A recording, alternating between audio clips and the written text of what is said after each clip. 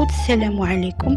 وصلنا المناظرة الرابعة حول موضوع وجود الغير. عندنا 4 فلاسفة جالسين في قهوة ديال الحومة، كل واحد قدامه كاس ديال اتاي. جون بول سارتر كيهز راسو كيضحك مرة ويبكي مرة. اش نقول لكم، الغير راه بحال الصمام، نصها نعمة ونصها نقمة.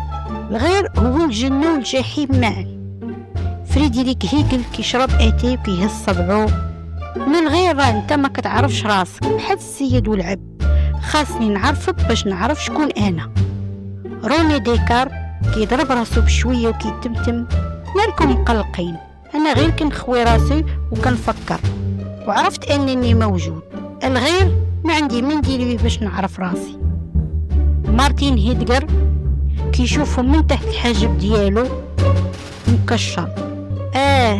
زعما الغير راه كيدوخنا، وسط الزحام كنضيعو وكنعيشو مشردين وسط القاطعين. ناديلة كتجيب صينية فيها الخبز والزيت والزعتر، كل واحد كيبقى يشوف صاحبو شاك فيه. سارتر بصوت ضاحك وغامض: اش بغيتي دير؟ جنة وجحيم موجودين هنا في القهوة، وانت فين كتلقى راسك؟